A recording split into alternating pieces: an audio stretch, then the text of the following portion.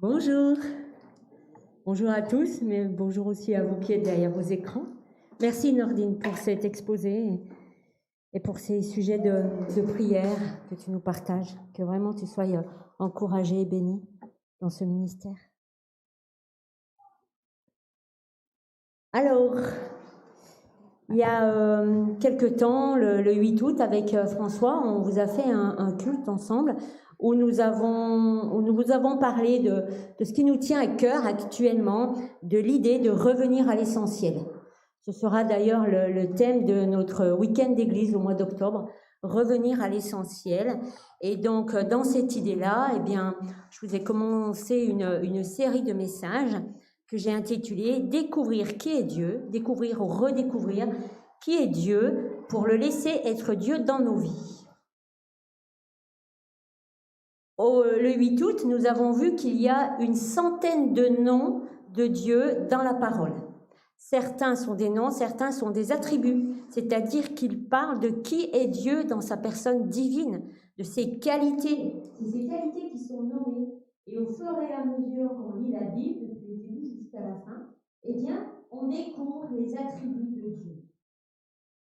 Nous en avons survolé quelques-uns, et notamment, nous avons survolé l'alpha et l'oméga, c'est-à-dire le commencement et la fin, ce qui nous a permis de voir que Dieu ne change pas malgré le temps qui passe et que rien de tout ce qui se passe dans l'univers et autour de nous ne lui échappe. Il sait tout, il connaît tout, il s'occupe de tout. Nous avons vu aussi, il y a normalement des photos, ça marche plus. Nous avons vu aussi qu'il est Immanuel. Immanuel, Dieu est avec nous. Et que cette promesse que Dieu avait faite par la bouche du prophète Ésaïe a traversé les siècles, car quand on regarde la Bible, Immanuel, c'est la deuxième. Merci. Quand on regarde la Bible, on voit que déjà, dès le départ, dans la Genèse, dans le jardin d'Éden, Dieu était présent avec Adam et Ève, il marchait avec eux dans le jardin d'Éden. Ensuite, il était présent avec Moïse, avec le peuple, avec les ancêtres. Et puis, on retrouve cette promesse dans l'évangile de Matthieu, et elle demeure encore de nos jours, car Jésus-Christ, le Fils unique de Dieu, appelé aussi Emmanuel, est mort pour nous, nous ouvrant ainsi l'accès du chemin vers le Père. Nous avons aussi parlé de Yeshuati, qui est une variante de Yeshua en hébreu, qui en grec signifie Jésus, et qui en français signifie Dieu sauve, il libère. C'est cet attribut-là qui est utilisé pour parler de la libération du peuple de Dieu quittant le désert et l'esclavage. Nous avions fini ce message avec Adonai Shalom, le Seigneur de paix pour tous les hommes et pour nous aussi. Et nous avions aussi vu El Kadosh, le Dieu saint, 3 fois saint, Elohim, le Dieu créateur, et Roua, l'Esprit de Dieu.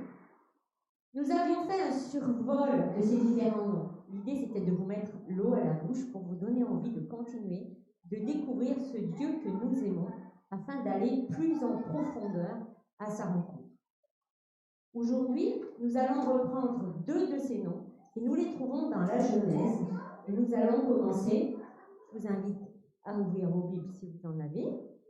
Nous allons commencer par la Genèse, chapitre 1, les premiers versets. Au commencement, Dieu créa les cieux et la terre. La terre était informe et vide. Il y avait des ténèbres à la surface de l'abîme, et l'Esprit de Dieu se mouvait au-dessus des eaux. Dieu dit que la lumière soit, et la lumière fut. Dieu vit que la lumière était bonne, et Dieu sépara la lumière d'avec les ténèbres. Dieu appela la lumière jour, il appela les ténèbres nuit. Ainsi, il y eut un soir, et il y eut un matin, et ce fut le premier jour. Ensuite, Dieu a passé 4 jours à poursuivre son œuvre. Il a commencé par séparer les eaux d'en bas de celles d'en haut, créant ainsi les cieux et les mers. Ensuite, il a séparé les mers afin de créer la terre sèche. Et puis, là, sur la terre sèche, il a créé la verdure et les arbres fruitiers et plein de choses comme ça qui poussent autour de nous. Ensuite, il a créé le soleil, la lune, les étoiles. Et le 5e jour, il a fini par créer les poissons, les oiseaux et tous les autres animaux. Puis le 6e jour, Dieu se lança dans une toute autre création que nous lisons dans Genèse 1 toujours, au verset 26 et 27. Dieu dit, faisons l'homme à notre image, selon notre ressemblance, et qu'il domine sur les poissons de la mer, sur les oiseaux du ciel, sur le bétail, sur toute la terre, et sur tous les reptiles qui rampent sur la terre. Dieu créa l'homme à son image, il le créa à l'image de Dieu, il créa l'homme et la femme, et Dieu les bénit. Puis arriva bien sûr le 7e jour. Je ne vous lis pas tout, parce que le chapitre est assez long quand même. Donc arriva le 7e jour, que nous lisons au verset 31 du premier chapitre et au premier verset du chapitre 2. On va les lire ensemble. Dieu vit tout ce qu'il avait fait, et voici, c'était très bon. Ainsi, il y eut un soir, il y eut un matin, et ce fut le 6e jour. Ainsi furent achevés les cieux et la terre et toute leur armée. Dieu acheva au 7e jour son œuvre qu'il avait faite, et il se reposa au 7e jour de toute son œuvre qu'il avait faite. Et Dieu bénit le 7e jour. Vaste programme en 7 jours. Si nous observons ces textes de plus près, nous pouvons y découvrir plusieurs choses. Il y a beaucoup de choses à découvrir, mais aujourd'hui on va en voir quelques-unes. Le premier nom de Dieu que nous trouvons dans la Bible est au premier verset de la Genèse. Il s'agit d'Élohim. Élohim est le tout premier nom de Dieu. Ce nom-là nous rappelle la force et la puissance de Dieu. Mais pas seulement. Car nous voyons qu'il est écrit Elohim créa, et le verbe hébreu qui est utilisé pour créer est bara. Ce verbe contient l'idée que Dieu est parti de rien, et avec rien, il a fait la création. C'est pour cela qu'au verset 2, il est écrit « La terre était désolation et vide », parce que Dieu est parti de rien. Avant, il n'existait rien. Et avec ce rien, Dieu a créé les cieux, les océans, l'univers et tout ce qu'il contient, et la terre et tout ce qu'elle contient. Le verbe créer, ce verbe-là, bara, est utilisé 6 fois dans les premiers chapitres de la Genèse. Dans le premier verset 1, il est écrit pour la création des cieux et de la terre. Au verset 21, pour la création des grands monstres marins. Au verset 27, il est utilisé 3 fois pour la création de l'homme. Et dans Genèse 2:3, il est utilisé pour dire qu'Élohim a tout créé. Ce verbe-là a toujours Elohim pour sujet. Il n'est pas utilisé autrement qu'avec Elohim. Ce qui signifie, ce qui nous amène à la pensée que Elohim est bien le créateur, puisque le verbe ne parle que de lui. D'ailleurs, la suite va nous le prouver. Puisqu'au verset 3 de ce premier chapitre, on voit qu'Elohim dit qu'il y ait la lumière, et la lumière fut. Au verset 6, il dit qu'il y ait une étendue d'eau pour séparer les unes des autres, et cela se passa ainsi. Au verset 8, il dit qu'il y ait de la verdure, et il en fut ainsi. Il est le créateur, il exerce son droit seigneurial, et les éléments lui obéissent. Elohim a nommé les choses en plus, il ne s'est pas arrêté à les créer, il les a nommées. Au verset 5, on voit qu'il est écrit Elohim appela la lumière jour et il appela les ténèbres nuit. En agissant ainsi, en créant les choses à partir de rien et en donnant des noms aux choses, eh bien Elohim montre qu'il est souverain. Tout lui appartient, tout est à lui, il règne. Et en même temps, en donnant un nom, eh bien Dieu donne sa destinée à chaque chose qu'il nomme. À chaque chose qu'il a créée et qu'il nomme, il leur donne leur destinée. Par exemple, en appelant la lumière jour, Dieu lui donne sa destination et son être. En appelant les ténèbres nuit, Dieu exerce sa souveraineté car il donne à la nuit une limite temporelle, la soumettant à sa puissance. La nuit, elle commence à un moment donné, elle se termine à un autre moment. Elle ne va pas plus loin. Bien souvent, la complexité de la création nous échappe.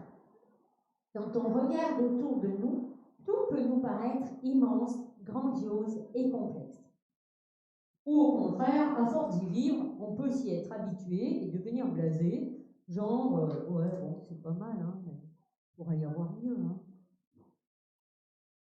Mais si nous avons la conviction que Dieu a tout créé, que tout vient de lui, eh bien nous pouvons être assurés non seulement de son autorité sur l'univers, sur tout ce qu'il contient, de son autorité sur l'humanité, mais aussi de son amour profond, les amis. Parce que Dieu n'a pas créé l'univers parce qu'il s'ennuyait. Il ne s'est pas dit oh ben tiens, aujourd'hui je vais faire quelque chose de ma vie. Oh ben tiens, là j'ai une semaine de vacances, je vais la mettre à profit pour faire un nouveau truc. Non, Dieu ne s'est pas dit ça. Dieu est amour. Et par amour et avec amour, il a créé. Et ce récit de la création nous instruit sur Dieu et sur nous-mêmes. Car non seulement nous apprenons que Dieu est le Créateur, mais nous apprenons aussi que nous avons une valeur à ses yeux, puisqu'il a choisi de nous créer. Nous l'avons vu au verset 26, Dieu a dit, faisons l'homme à notre image. D'ailleurs, une petite parenthèse, là on pourrait se poser la question. Mais pourquoi Dieu dit-il à notre image? Pourquoi utilise-t-il le pluriel en fait? Dieu serait-il schizophrène? Il y a quelqu'un qui me dit non. Dieu serait-il un vieillard gâteux qui se parle à lui tout seul en disant on? Là, il n'y a personne qui répond. Ah si, il y a des têtes qui disent non. Eh bien, les explications à ce pluriel sont bien autres. Et l'une d'elles que j'ai sélectionnée pour vous la partager aujourd'hui est qu'il s'agit d'une discussion à l'intérieur de la Trinité. Il s'agirait donc d'un pluriel parce qu'ils sont plusieurs. Car en disant « faisons l'homme à notre image », Dieu indiquerait ainsi que les trois entités de la Trinité règnent et sont souveraines ensemble. Quand on regarde plus loin, on voit que c'est une idée qui peut se tenir, puisque le mot Elohim, qui est utilisé pour nommer Dieu, est un mot qui est pluriel. Par contre, ce n'est pas un mot qui est pluriel pour dire qu'il y a plusieurs dieux individuels et différents qui se seraient réunis là, petit comité, genre mais tiens, qu'est-ce qu'on pourrait faire ensemble? Non, il ne s'agit pas de ça du tout. Le nom Elohim qui est utilisé ici correspond à un ensemble, mais à une plénitude. Il correspond plutôt à l'idée que Dieu le Père, Jésus-Christ le Fils et le Saint-Esprit sont un avec trois entités et que donc dès le départ, ils étaient présents ensemble. D'ailleurs, le texte nous montre qu'effectivement Dieu n'était pas seul, puisqu'au verset 2 de la Genèse 1 apparaît le deuxième nom que nous allons voir aujourd'hui, qui est Roua. L'Esprit de Dieu se mouvait au-dessus des eaux. En hébreu, Roua Adonai se mouvait au-dessus des cieux. Dans l'Ancien Testament, le terme Roua, qui symbolise l'esprit, est un terme qui désigne toujours l'énergie créatrice qui émane de Dieu et qui soutient toute chose. Dans ce passage de la Genèse, on voit que l'Esprit de Dieu se mouvait au-dessus de la création alors qu'elle n'était pas encore terminée. Ce qui signifie bel et bien que dès le départ, il était là, il participait à cette œuvre. Et dans l'Ancien Testament, Ce mot, roi, se traduit aussi par vent ou souffle. Un peu plus loin, dans la Genèse, au verset 17, on voit qu'il est écrit roi, symbolise le souffle de vie. Il symbolise le souffle qui permet de respirer. Puisque là, dans ce verset, il est écrit que Dieu va faire venir le déluge et détruire toute créature qui a le souffle de vie. La suite, nous la connaissons. Le déluge est venu et seulement les animaux, les êtres humains qui étaient à bord de l'arche de Noé ont survécu. Cela nous montre que l'Esprit de Dieu donne la vie, le souffle de Dieu donne la vie à tous les êtres vivants. Si Dieu envoie son souffle de vie, la création respire. Si l'Esprit de Dieu se retire, la création meurt. Si le souffle de Dieu se retire, la création meurt, on ne peut plus respirer. Il y a aussi ce verset dans la Genèse qui dit qu'il a soufflé le souffle dans les narines de l'être humain. C'est ce même mot. Et non seulement cet Esprit de Dieu donne la vie par le souffle, mais aussi il prend soin de sa création et de ses créatures.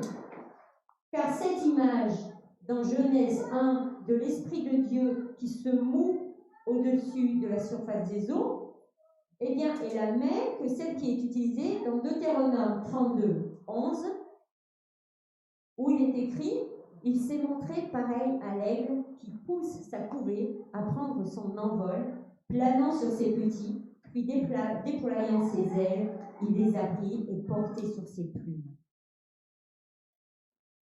C'est une belle parole, hein? C'est une belle parole, vous trouvez pas? Eh bien, c'est cette image-là qui est suggérée dans ce verset de la Genèse et qui nous parle de l'Esprit de Dieu. Elle nous montre comment Dieu habite avec sa création, comment il vit avec elle et en elle, et comment il prend soin d'elle par le biais de son esprit. On pourrait même dire qu'il met en route sa création par le biais de son esprit. Car nous trouvons une autre fois ce mot roi dans l'Exode 31 au verset 3, où il est parlé de Beth-Shaléel qui fut rempli du roi Elohim afin d'accomplir toutes sortes de travaux. Tout ceci nous montre à quel point, bien que Dieu soit immatériel et invisible, il n'en est pas pour autant enfermé dans un temple, ni dans un sanctuaire, ni dans un monument. Dieu est omniprésent. Il remplit l'univers autour de nous et c'est par lui que nous avons le souffle de la vie qui nous permet de respirer, de nous lever, d'agir, de vivre, d'être les enfants qu'il veut que nous soyons. Et ceci n'est pas terminé, les amis. Car l'action et l'accompagnement d'Élohim et de son esprit ne sont pas terminés. Ils ne se sont pas arrêtés au temps de la création ou uniquement au temps des générations qui ont suivi. Car nous retrouvons ce même esprit roi dans le Nouveau Testament sous le nom grec de pneuma. Et dans Matthieu 1,18, nous pouvons voir que c'est par son action que Jésus, le Christ, est venu au monde. C'est par la vertu du Saint-Esprit. Et plus tard, dans Jean 14, nous voyons que Jésus parle de ce même esprit comme étant le consolateur envoyé par Dieu le Père. Et dans Actes 17, 28, il nous est dit, c'est par lui que nous avons la vie, le mouvement et l'être. Dieu n'est donc pas mort, les amis, quelle bonne nouvelle! Il ne s'est pas endormi dans un coin en attendant que les choses se tassent. Il ne s'est pas dit, oh, je vais les laisser débrouiller un petit peu sans moi, là. Et si le 7e jour de sa création, Dieu s'est reposé, ce n'était pas parce qu'il était fatigué, ce n'était pas parce qu'il en avait assez de tout ça, ce n'était pas parce qu'il voulait nous abandonner. Car ce qui est implicite dans le verbe utilisé pour dire qu'Élohim s'est reposé, c'est que ce verbe montre la perfection. Ce verbe reposer est utilisé dans le sens d'amener quelque chose au but. Ce qui nous amène à la conclusion que le 7e jour, Elohim s'est reposé car il avait mis la dernière main à la pâte. Dieu avait créé l'homme et la femme. Il les avait créés à son image, nous disent les textes. En les créant, sa création était complète, elle était parfaite. Il n'y avait plus rien à ajouter. Dieu était parti de rien et avec ce rien, il a créé quelque chose de parfait. Il a créé une créature parfaite et privilégiée, l'être humain. Son œuvre était terminée.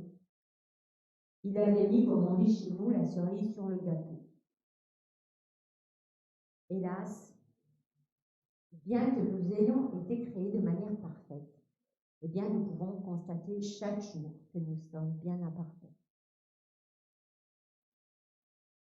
Pour Martin Luther, le grand réformateur, l'homme a été créé à l'image de Dieu, c'est-à-dire bon comme lui, pur comme lui, saint comme lui, puisque Dieu a tout créé à la perfection. Mais cette perfection a été, hélas, perdue lors de la chute. Dès lors, les amis, l'humanité a basculé dans la misère, la mort, la guerre, les dépressions et tout ce qu'on voit autour de nous. Et là où Elohim était dans l'unité afin de créer une œuvre parfaite, dès le départ, Elohim était dans l'unité, eh bien la chute a amené la division et le chaos total. Mais heureusement pour nous, c'est que l'Évangile a une bonne nouvelle. La bonne nouvelle, c'est que Jésus le Christ, par sa mort et sa résurrection, nous a sauvés. Et qu'avec le Fils de Dieu qu'il est et l'Esprit Saint qui nous a adoptés comme étant des enfants de Dieu, eh bien, ils font de nous des êtres spirituellement vivants en Christ. Et si nous nous plaçons dans cette confiance en Jésus le Christ, eh bien, il fait de nous des êtres restaurés. Il nous permet ainsi de nous approcher toujours plus près de Dieu le Père, d'apprendre à le connaître davantage, à entrer dans une communion avec lui, afin de pouvoir vivre une relation spirituelle plus profonde avec ce Père aimant qui, dès le départ, nous a créés. Car ce grand Dieu Elohim qui nous a créés par amour et avec amour, il nous aime de toute éternité et pour l'éternité. Et son amour subsiste à jamais. La seule chose que nous avons à faire, eh bien, c'est de mettre notre main dans la sienne et de lui faire confiance. Car Dieu n'est pas mort, les amis. Et dans sa parole, nous pouvons voir qu'il nous attend et nous aime. Frédéric le disait tout à l'heure, ses bontés ne sont pas épuisées. Alors, osons mettre notre main dans la sienne et osons mettre ou remettre Dieu au cœur de nos vies. Amen. Je t'invite à prier.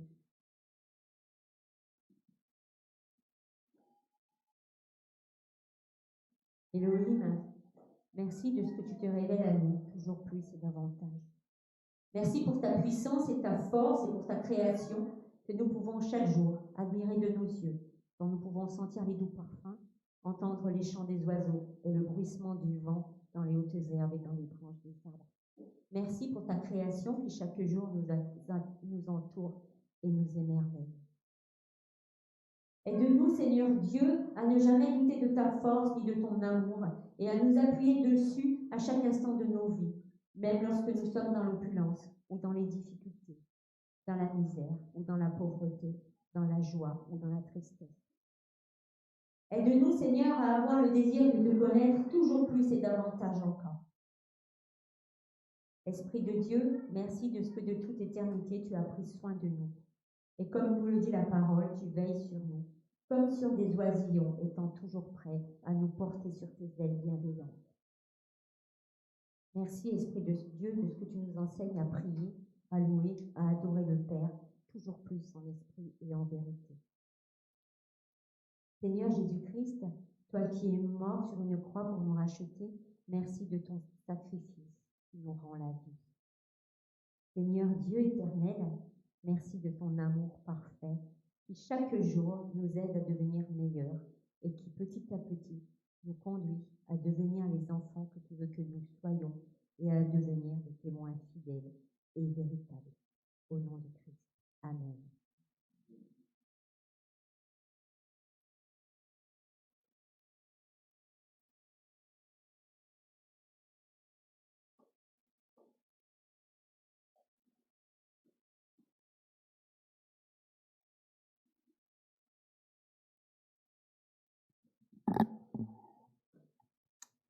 Donc, merci Sylvie et Nordine aussi. Quelques annonces pour commencer, prions les uns pour les autres. On peut prier pour ceux d'entre nous qui sont malades. On peut penser aussi aux différents sujets de prière que Nordine nous a mentionnés pour nos frères et sœurs en Algérie. Enfin, je pense on fera passer peut-être les transparents si. Et puis pour Nordine et ton collègue là dans votre mission, Karim. Demain, à 20h15, il y a un conseil d'église. Vous pouvez aussi porter le conseil dans vos prières pour les décisions et les discussions qui vont avoir lieu. Mardi, 14h30 et 20h, il y a les études bibliques à l'église et en Zoom pour le mardi soir, hein, Sylvie. Oui, en Zoom. Samedi prochain, pour ceux qui la connaissent, il y a le mariage de Myriam Schild en Alsace, si je ne me trompe pas. Donc il y a certains d'entre nous, dont François, qui vont être sur place. On peut prier aussi pour le mariage et leur transport. Dimanche prochain, le culte sera fait la présidence par Jonathan et la prédication par Michael. Et la suite de la première partie du culte, il y aura la première rencontre des jeunes, jeunes ados, on va dire, ados jeunes, 13-17 ans, qui vont passer une journée ensemble avec les animateurs de ce groupe-là. Et un petit peu plus loin, le 11-12, on a le week-end d'enfants d'Arzier. Donc Arzier, c'est les 7-13 ans. Et si vous ne l'avez pas déjà fait, c'est le moment d'inscrire vos enfants et d'inviter, si vous souhaitez inviter des enfants de ces âges-là, à un week-end qui s'organise conjointement avec l'église de Genève. Donc Arzier, c'est à 1h30 d'ici, dans le canton de Vaud. Donc voilà pour les annonces. Donc pour terminer ce culte, je voudrais simplement vous souhaiter de vivre pleinement votre semaine dans la joie de la communion avec notre Dieu créateur, comme Sylvie nous l'a rappelé. Et que chaque matin, nous puissions nous rappeler à nous-mêmes les bontés de l'Éternel ne sont pas à leur terme. Ses tendresses ne sont pas épuisées, chaque matin elles se renouvellent. L'Éternel est plein de bonté pour ceux qui ont confiance en lui et pour ceux qui se tournent vers lui. Voilà, je vous souhaite à tous un bon dimanche et une bonne semaine.